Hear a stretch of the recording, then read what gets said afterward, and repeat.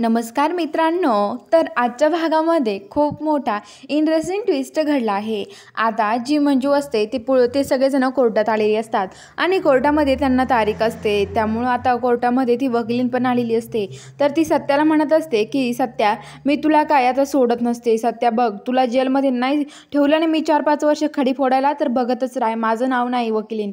तर लगेच त्या मंजू म्हणते की हे बघा वकिलीन मॅडम, तो माझा नवरा आहे आणि तुम्ही त्याला 4 वर्ष 40 वर्ष काय, तुम्ही त्याला फक्त 14 मिनिटं तरी तर ठेवून दाखवा आणि खडी फोडायला दाखवा, कारण की माझा नवरा आहे तो, मी त्याला त्याच्यासोबत 7 जन्माचे वचन घेतलेलं आहे, त्याला कधीच मी कायम त्याच्यासोबत आहे, मी त्याला कधीच काही होऊन देणार नाही आहे असं म्हणते। तर आता केस चालू असताना ते वकील सांगतात की हे बघा, हा निकाल सत्याच्या बाजूनी लागलेला नाही आहे, सत्या याच्यात हारलेला आहे आणि सत्याला कायम, आता लगेच ती वकील म्हणते की सत्याला कायम शिक्षा झाली पाहिजे, कारण आता ही केस सत्यजित सुर्वेनी केला आहे त्या याचा मर्डर मुकदमाचा असं म्हणतात। तर आता सत्याला पोलीस घरी घेऊन जाताना जे ठाकूर साहेब असतात, तर आता ते ठाकूर साहेब घरी घेऊन जाताना त्याला तिथे पोलीस स्टेशनला नेताना दुसऱ्या रोडने नेतात आणि जंगलामध्ये तिथं कोणीच नसतं, तिथे गाडी थांबवतात आणि सत्याचे हात कडीमध्ये पॅक केलेले असतात आणि लगेच तिथून बंदूक बाहेर काढतात आणि सत्याला त्यांना इन्काउंटर करण्याचा त्यांचा प्लॅन असतो। तर इकडं मंजू विचार करत असते की नेमकं कुठं गेलं असेल, आता आपल्याकडं काहीच पर्याय नाही, आता कुठं शोधायचं सध्याला।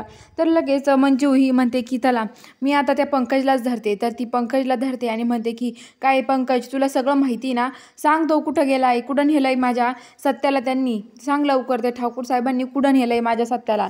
तर त्याला बांधून वगैरे ठेवतात, त्याचं तोंडात ते बांधतात। तर लगेच तो सांगतो की हे बघा, सत्याला खूप हाणतात ते बलवंत, तेव्हा तो सांगतो की सत्याला तिकडे नेलं आहे ठाकूर साहेबांनी एका साईडला, तिथे कुणीच नसेल अशा ठिकाणी नेलं आहे आणि तिथे त्याचा इन्काउंटर करणार आहे। आता सत्या ह्या जगात राहणार नाही, सत्याचा आता इन्काउंटर होणार आहे असं म्हणतात। तर आता मंजू म्हणते की काय करताय असं, तर मंजू खूप मोठे ओरडायला लागते, बलवंत चला लवकर, आपल्याला जावं लागेल।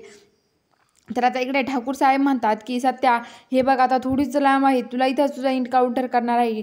खुसपुटेन ते खूप हसतात, म्हणतात की आता सत्याचा खेळ संपलाय, आता सत्या संपलाय असं म्हणतात। सत्या म्हणतो की असं काय करताय साहेब तुम्ही, आणि इथं मध्येच का थांबवलंय मला, तुम्हाला चांगली शिक्षा नाही भेटणार साहेब, तुम्हाला खूप मोठी शिक्षा भेटेल, कारण की तुम्ही एका नगरसेवकाचा हे करताय, तर नगरसेवकाला इन्काउंटर करतायत, तुम्हाला काही वाटलं पाहिजे सर।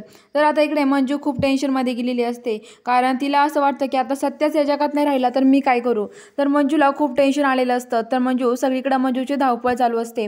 तर आता बघूया पुढच्या भागामध्ये नक्की काय होईल, व ठाकूर साहेब करतील का सत्याचं इन्काउंटर, मंजू वाचू शकेल का सत्याचा जीव, हे सगळं बघण्यासाठी आपल्या चॅनलला लवकरात लवकर सबस्क्राईब करून घ्या।